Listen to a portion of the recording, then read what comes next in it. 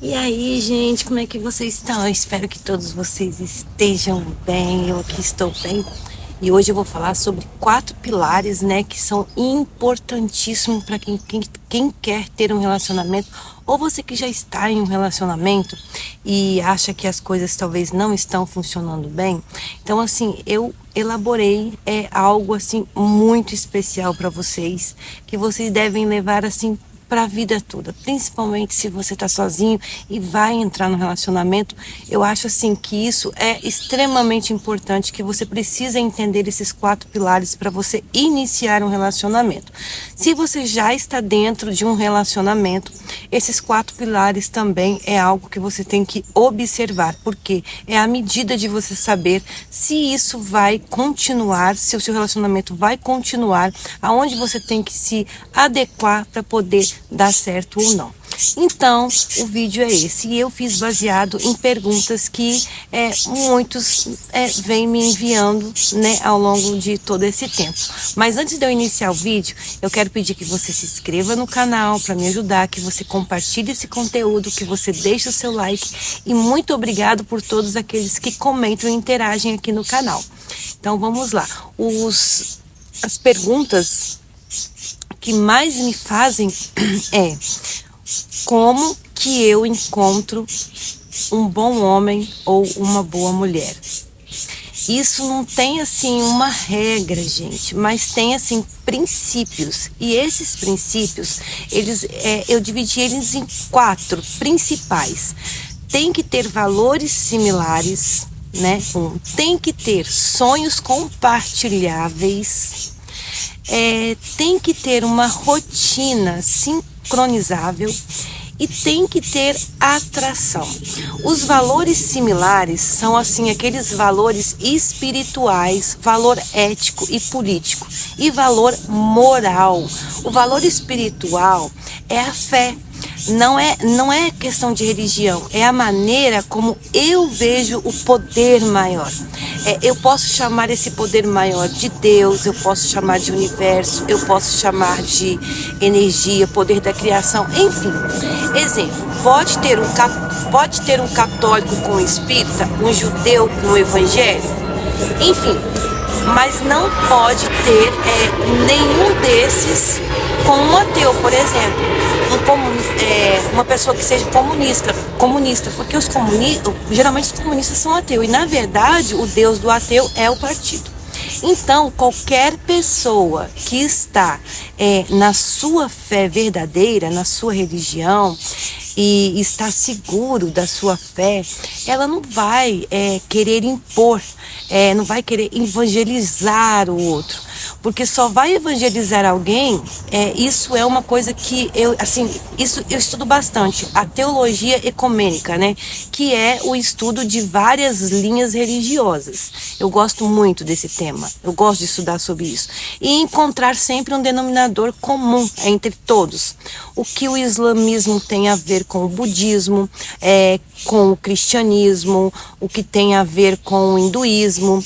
Existe um denominador comum muito forte, que é o desenvolvimento de virtudes todas essas religiões que eu ando estudando. Todas ensinam virtudes, não importa qual é a tradição que você segue.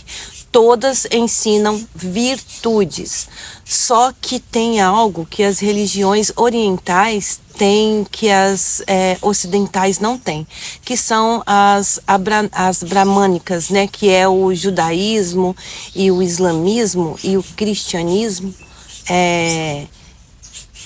que é uma ênfase em não converter. O budismo, o hinduísmo e o taoísmo são as 3 principais. Eles não acreditam em conversão, por exemplo. Você nunca vai ver um monge budista sair por aí dando uma palestra para convencer alguém para se render a algum tipo de crença. Isso é muito difícil, porque eles acreditam, se a pessoa quer, ela vai lá e se converte, e tá tudo certo assim. Mas ela não vai tentar fazer isso com palestra, convencer dos benefícios, né, de você se tornar membro desta fé. É uma decisão sua.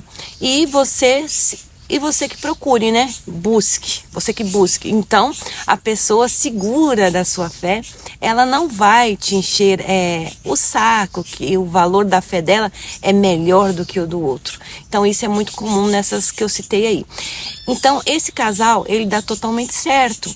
Uma pessoa segura na sua fé judaica dá certo com uma pessoa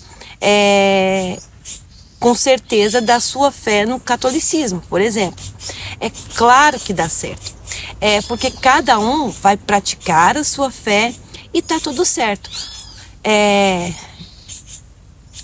Deus, eles vão assim amar a Deus de forma diferente, mas da forma deles. Assim, o luterano, o protestante, o islâmico, o budismo, as religiões orientais, por exemplo, elas são até mais flexíveis em relação a isso.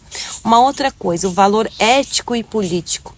Conservadores com conservadores, progressista com progressista. Gente, quando um conservador tenta ficar com um progressista, não vai dar certo. Porém, um conservador com um conservador tende sempre a dar mais certo. A não ser que essa pessoa se corrompa, porque muitos também acabam se corrompendo, né? Então aí já dá uma bagunçada aí. E o progressista com o progressista tende também a dar certo. Só que tende a se entediar um com o outro. Mas enfim, valor ético e político tem de ser parecido, porque as decisões da família, do dinheiro, por exemplo, drasticamente diferente nesse contexto aí, de um conservador e de um progressista. Cada um tem uma linha muito diferente uma da outra, então não dá certo. E o valor moral, que é qual o papel do homem e qual é o papel da mulher no relacionamento, entendeu? Isso aqui é totalmente vinculado com o valor ético e político. Se isso não tiver alinhamento, não deve existir nem sequer o primeiro encontro. Quem dirá o segundo? Porque isso é inegociável, gente. Segundo encontro é para você compartilhar sonhos compartilháveis. E o que é sonhos compartilháveis? É você falar do seu passado, é você falar do seu futuro, como foi a sua criação, onde você nasceu, como foi a sua história, né? Então, assim, me conta um pouco do seu passado, como você foi criado. Tem que ter essa similaridade, entendeu? Nas criações. Isso porque aí você pode ter uma visão clara de futuro. E essa visão tende a ser parecida. Isso é muito importante. Também o que você almeja, o que você quer, o que você ambiciona. O nível de ambição de um casal, ela precisa ser parecida. Eu tô vendo por aí assim muitos divórcios acontecendo exatamente por causa da diferença na ambição. O cara tem ambição e a mulher não tem. Dá divórcio, na certa. Terceiro pilar é o mais ameno, vamos colocar assim, mas também dá problema, que é rotina sincronizada, que é ponto de contato na rotina. Ou seja, almoçar junto, jantar junto, dormir e acordar no mesmo horário. Ou seja, terem rotinas comuns um com o outro. Porque é horrível um relacionamento onde não há essa regra, que geralmente são coisas de casal. Ter uma atividade de lazer, né? Juntos, por exemplo. Porque senão você não tem rotina. E assim, a maioria dos casamentos de famosos, eles terminam por causa disso, porque não tem uma rotina. O casal, ele precisa de rotina a dois. O casal que não tem esses hábitos, eles ficam carentes, né, geralmente, e acabam se envolvendo com pessoas próximas a ele. Inclusive ou até principalmente, né, pessoas do ambiente de trabalho, onde as pessoas passam maior parte ali do seu tempo juntos. Então isso é muito ruim. E cada pilar é um encontro é um encontro. E o quarto encontro isso aqui é para ganhar tempo, gente. Se você está buscando aí um relacionamento ou já está, né, em um relacionamento, esses pilares eles devem ser bem observados. Esses pilares eles fazem com que você tenha assim uma escolha racional, né, com seu pretendente. Você não está fazendo assim uma escolha emocional. Se você sai, beija, transa no primeiro encontro, você está fazendo aí um encontro de relacionamento químico, apenas isso. E o quarto pilar é a atração. A atração terceiro quesito, primeiro é a consciência de saúde atleta física com atleta. Então, sedentário fica com sedentário. Porque se você ouvir essa inversão, não bate. A consciência de saúde e de vitalidade de um atleta é drasticamente diferente do nível de uma vitalidade, de uma pessoa de nível de vitalidade de um sedentário. Isso significa, gente, que você tem nível de vitalidade muito diferente. Me refiro a atleta quando eu trato de uma pessoa que é fitness, que gosta de coisas mais saudáveis, pratica alguma atividade. Isso vai diferir muito de uma pessoa que é sedentária, por exemplo, e que quer ver Netflix 5 horas, ficar ali deitada por dia, come geralmente guloseimas e etc. Não está nem muito aí. Então não vai dar muito certo com uma pessoa fitness. Então vai ficar muito desproporcional.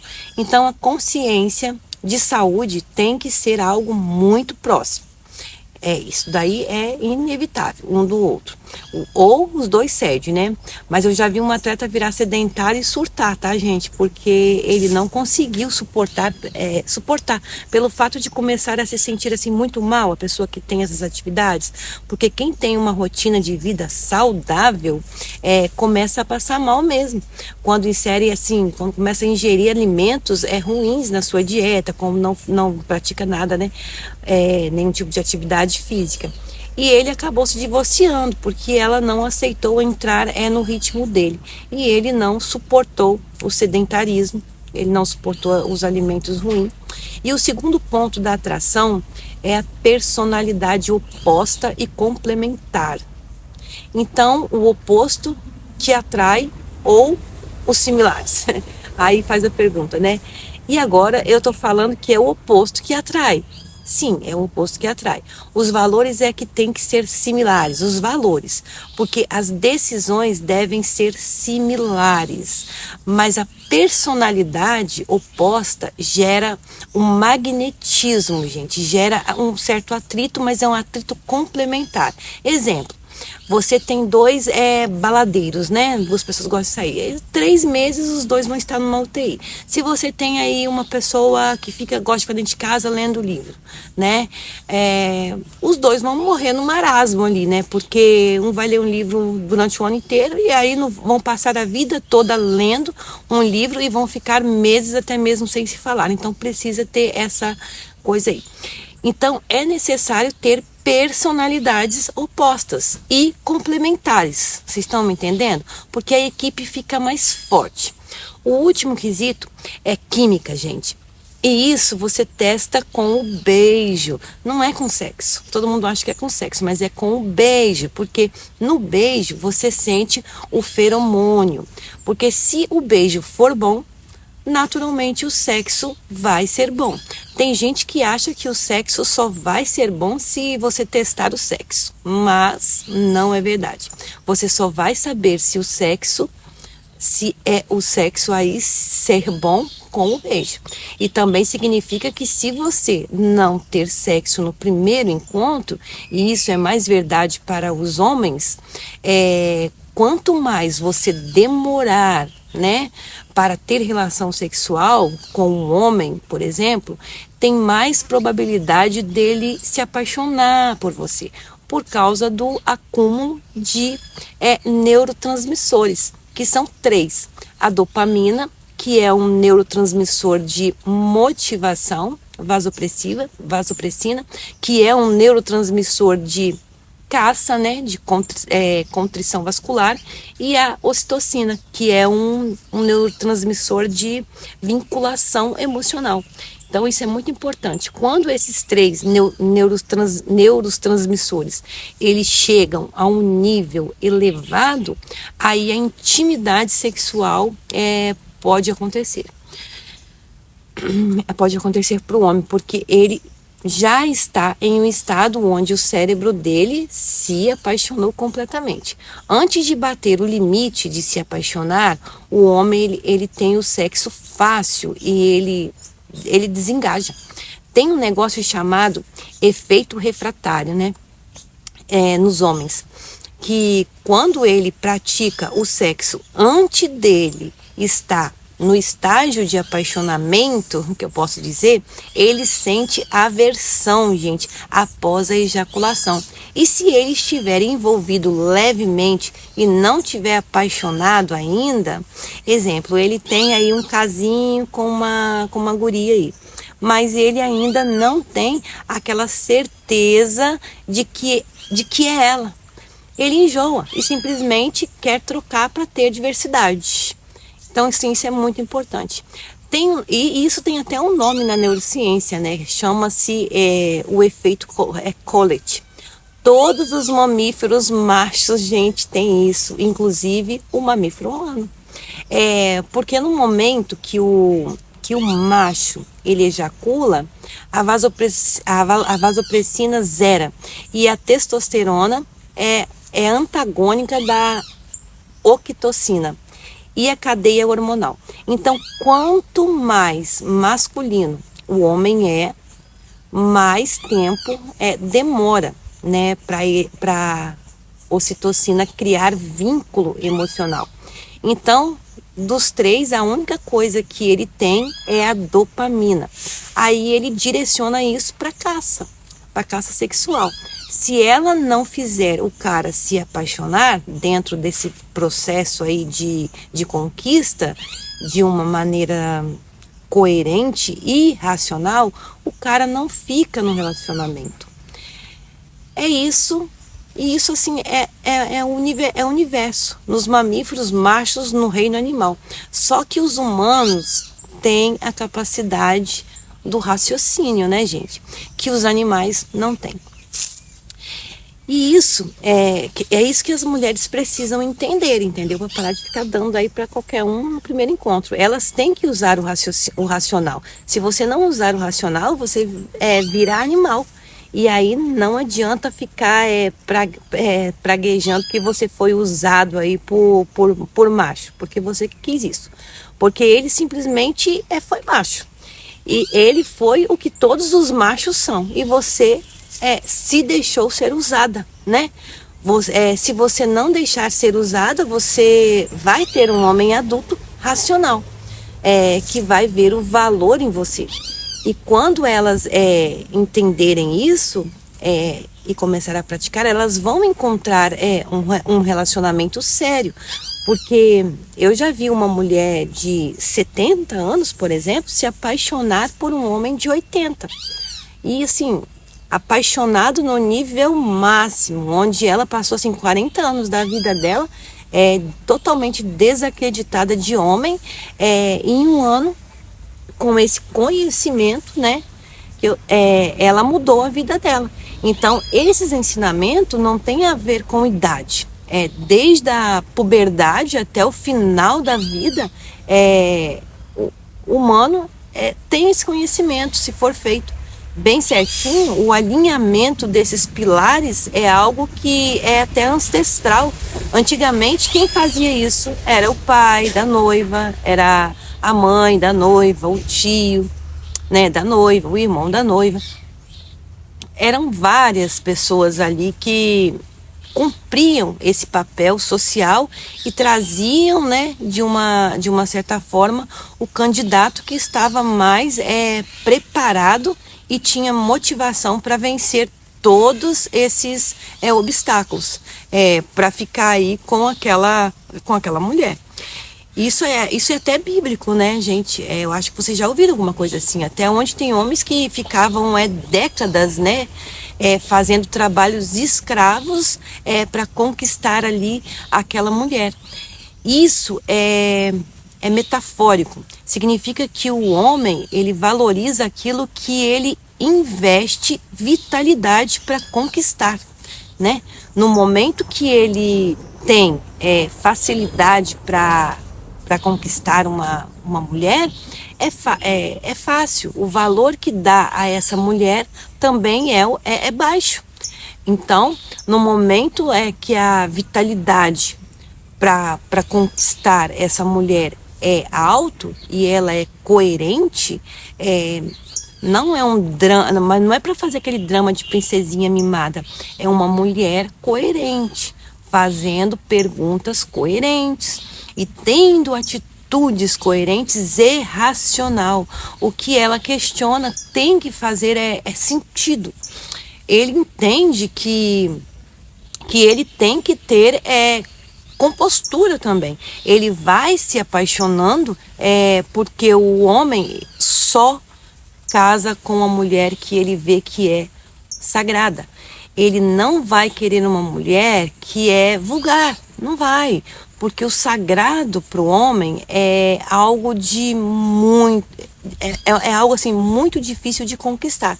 A espiritualidade para o homem é muito mais difícil de conseguir, enquanto essa mulher exala o odor de sabedoria divina. O homem, ele deseja assim conquistar ela porque uma mulher que tem virtudes, ela é vista como uma mulher sagrada pelo homem. E isso fascina, né, o masculino. Isso fascina o masculino no feminino. E essa mulher, ela tem que ser feminina.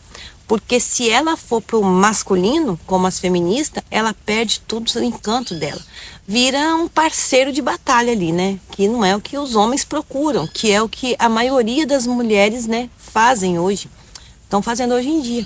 Sempre sendo virilizada, né? Sempre sendo competitivas, comandantes, sempre críticas. Vai ter um cara aí disposto a morrer por ela?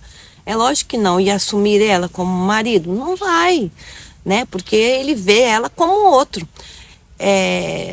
Porque se você comportar igual um Zezão, não vai ter um cara do seu lado que vai ser o Ricardão, que vai te bancar aí, não vai. Você vai conseguir um banana, porque o banana é um princeso, que quer ser cuidado, né? Então, se você é um Zezão, você cuida do banana. Agora, se você quer ser uma lady, para ser cuidada, você tem que aprender o que é ser donzela, o que é ser lady. Senão você não vai ter um marido. Porque os homens, lá no fundo, o que eles querem é casar com as donzelas, com as ladies. Eu tô falando de casamento aqui, tá? Porque o cara vai assumir uma mulher que vai ser uma esposa. Você vai construir, né, uma família com ela. Você vai ver todo dia ela. Você vai cooperar para passar o resto da vida aí com ela. Então, essa mulher, ela tem que ser muito especial, não tem? De preferência que ela seja sagrada. Se não for, não dá nem para cogitar a possibilidade de viver com essa mulher. Essa que é a grande verdade. O ônus do matrimônio para o homem é que o provimento, proteção e, se precisar, dar a vida pelo matrimônio, pela família. Isso está implícito, inclusive, até na lei. No momento em que você iniciar uma guerra, por exemplo, quem é convocado para a guerra? Geralmente é o homem.